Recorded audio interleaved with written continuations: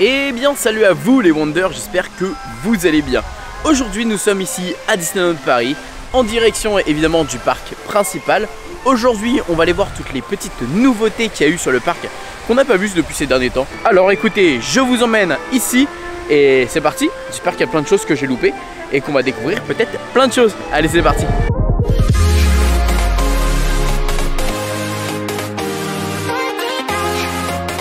Et bien ça y est, nous sommes sur le parc. Ah bah attendez, regardez, j'arrive tout de suite et je vois quoi? Une nouveauté qui est sortie là d'ailleurs en parallèle de Disneyland Paris, également à Disney World en même temps, sauf que j'y étais pas.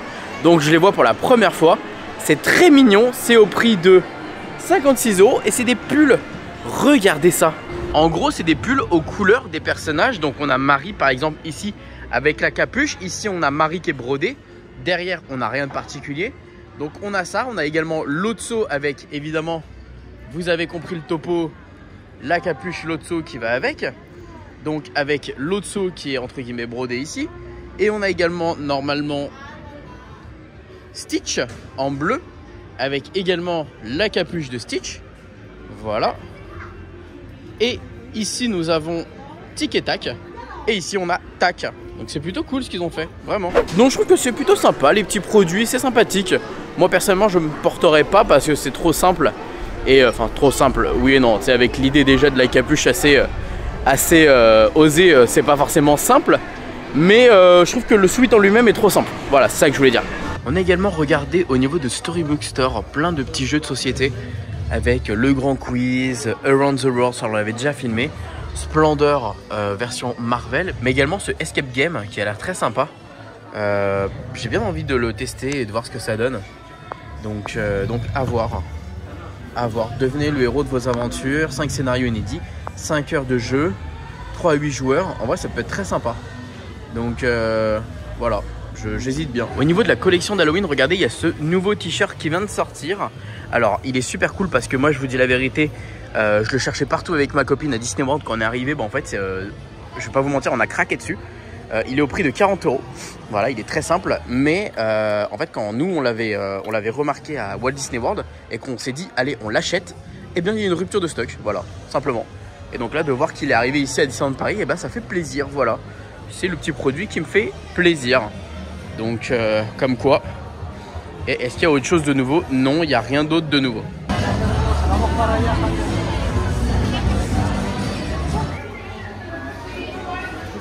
Regardez, vous avez les nouveaux Mashlings pour la version de Noël, enfin plutôt Thanksgiving.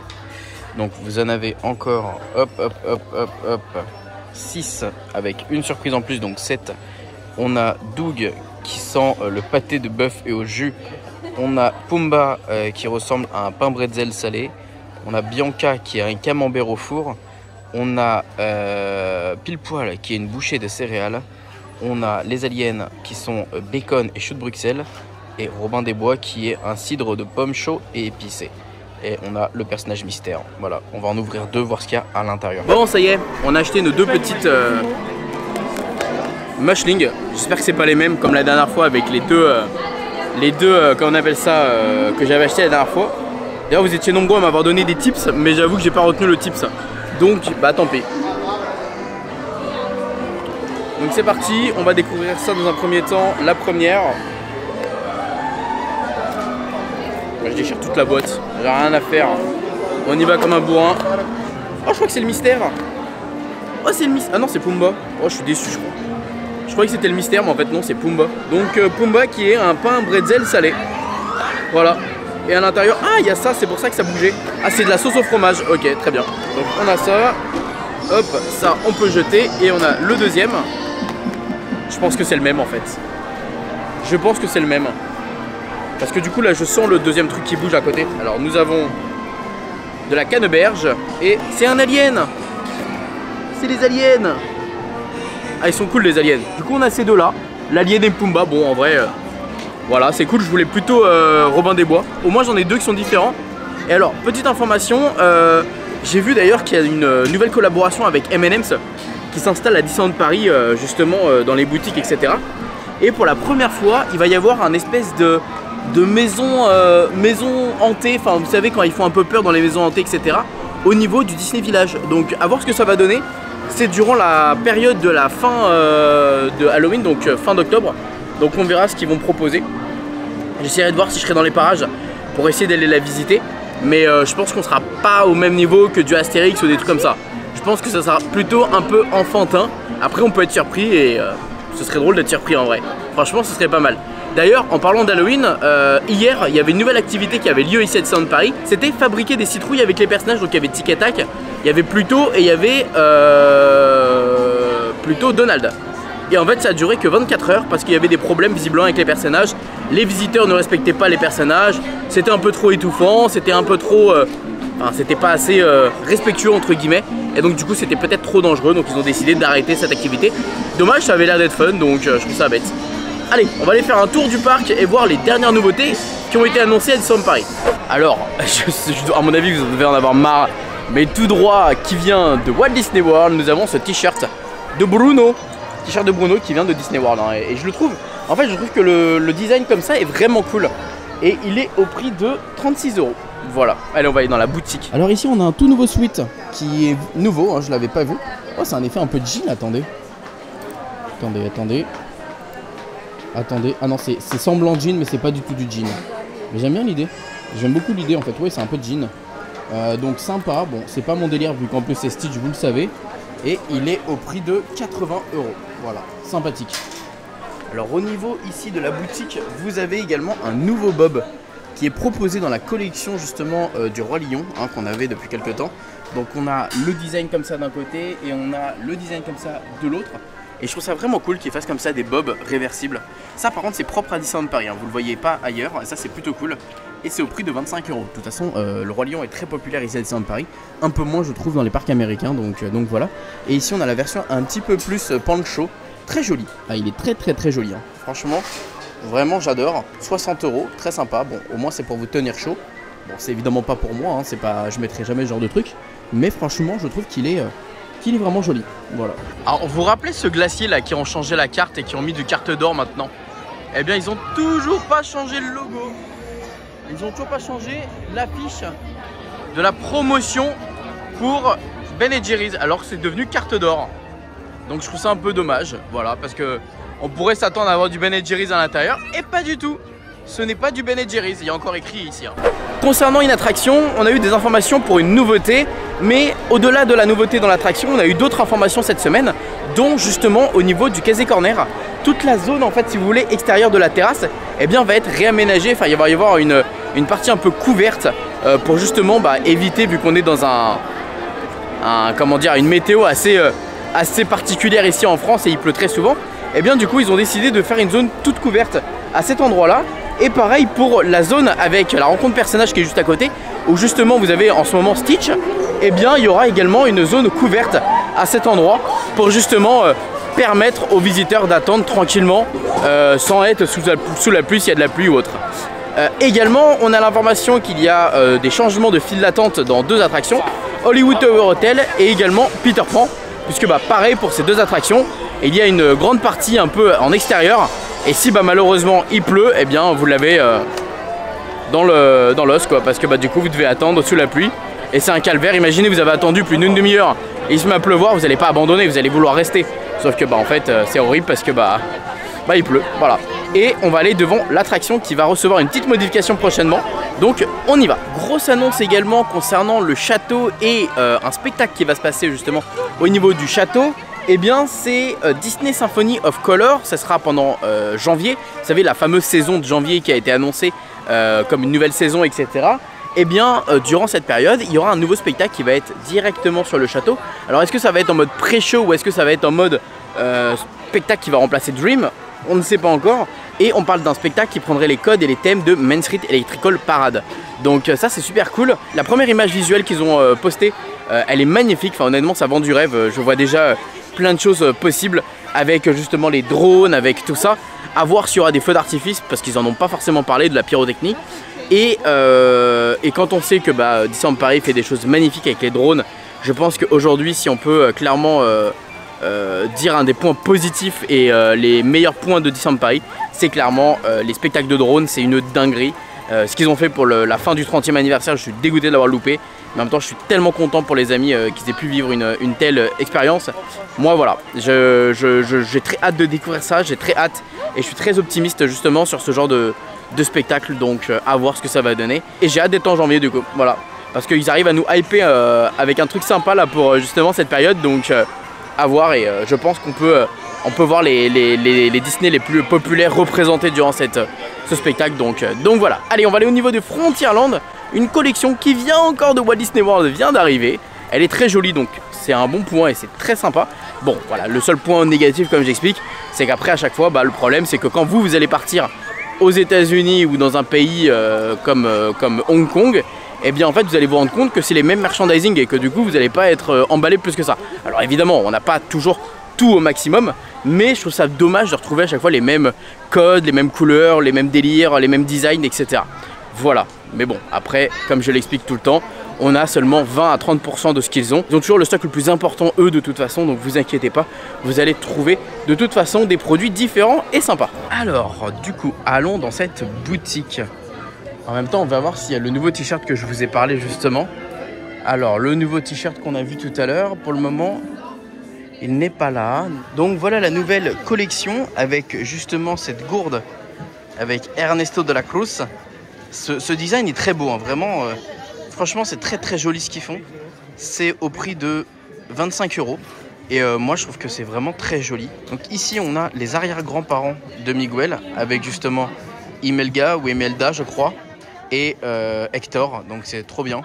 Donc voilà, Elle a mort mourir. Trop cool.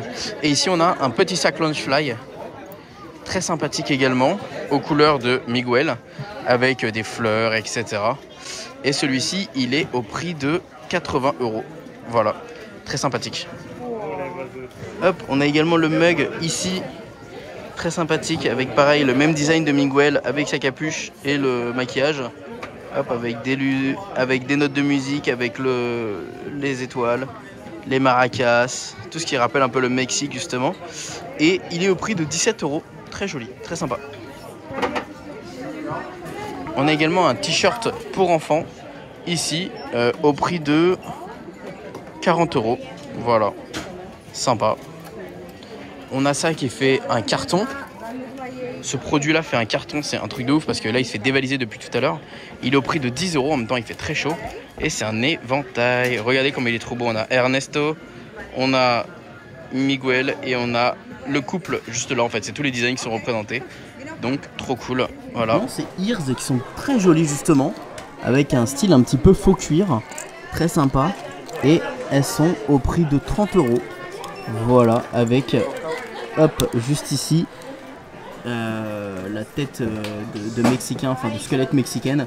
Avec les fleurs, etc. C'est très très joli. Franchement, j'adore. Voilà, en vrai, c'est une collection qui est très très très jolie quand même, je trouve, à Disneyland Paris.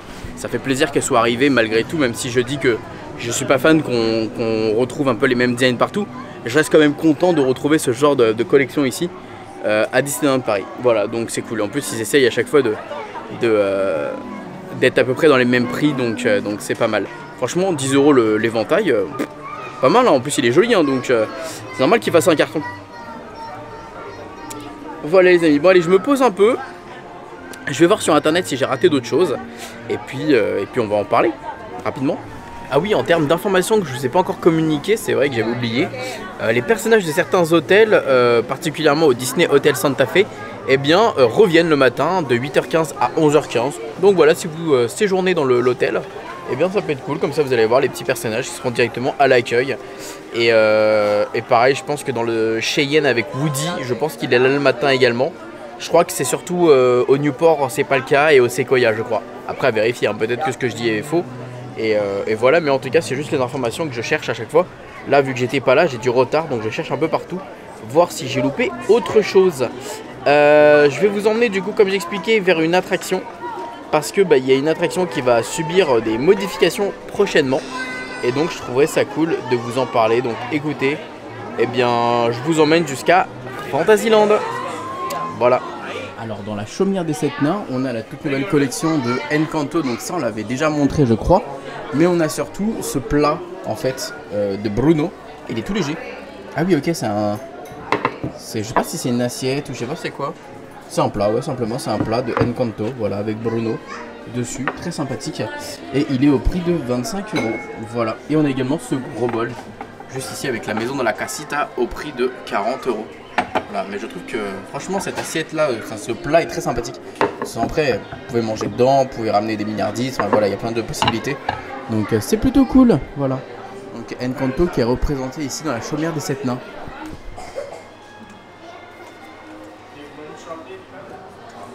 Il y avait également une nouvelle paire de Ears que je viens de vous filmer, je sais pas du tout ça représente quoi. C'était à 30 €. Voilà, sympa, elles sont jolies, donc je vous ai filmé ça. Allez, maintenant, direction le pays des contes de fées. C'est trop cool de voir la nouvelle collection It's a Small World justement ici. Franchement, c'est cool, ça a de la gueule, je trouve. Avec justement la tanière du dragon, avec It's a Small World. C'est trop cool. Nous sommes à côté du pays des contes de fées et du Casey Junior. Vous savez, la zone avec les deux attractions, très sous-cotée de Disneyland Paris, on va pas se mentir. Mais en même temps, ces deux attractions qui étaient un petit peu à l'abandon de la part de Disney. Il y avait des zones qui étaient un petit peu moins entretenues, comme par exemple, vous savez, la zone de Pierre et le Loup, ou encore d'autres endroits où même le livre principal de l'attraction part un peu en cacahuète. Disneyland Paris a annoncé, ça y est, qu'ils allaient ajouter de nouvelles scènes justement pour redynamiser cette attraction, donc principalement le pays des contes de fées, mais du coup ça va forcément avoir une répercussion sur le Casey Junior. Et donc du coup ils ont décidé d'ajouter à la place de Pierre et le Loup Frozen, la Reine des Neiges. On devait s'y attendre, c'était obligatoire. Il y a de la neige, donc forcément la Reine des Neiges c'est facile. Par contre il faut qu'ils arrivent à entretenir également la zone, parce que bon si on met de la Reine des Neiges mais que la neige est dégueulasse comme dans Pierre et le Loup, ça n'a aucun intérêt. Et ils veulent remplacer Hansel et Gretel par Winnie l'ourson. Alors je peux comprendre qu'ils aient envie d'ajouter de nouvelles scènes, et ça c'est évidemment correct et c'est ce qu'on veut. Par contre, pourquoi en retirer? J'avoue, je ne veux pas forcément comprendre. Pierre et le Loup, ils auraient pu laisser là, ou alors décaler un tout petit peu la scène de Pierre et le Loup pour rajouter la Reine des Neiges. Et pareil pour Hansel et Gretel, rajouter Winnie l'ourson, vous pouvez le rajouter à n'importe quel endroit. Je pense pas que ce soit la zone de Hansel et Gretel qui soit le plus intéressant pour forcément, comment on appelle ça, pour Winnie l'ourson. Étant donné qu'en plus, faut savoir que quand il y a la scène de Hansel et Gretel, si je me trompe pas, c'est un livre qui vient, enfin un conte qui vient des frères Grimm. Donc oui, ok, Hansel et Gretel ne parle pas au public parce que forcément, il n'y a pas de film Disney avec Hansel et Gretel, mais c'est un hommage de toute façon cette attraction aux différents contes qu'on peut avoir, comme justement le Magicien d'Oz, Blanche-Neige, Pinocchio, enfin voilà. Bon, évidemment Pinocchio n'est pas dans l'attraction, mais vous avez compris l'idée des contes.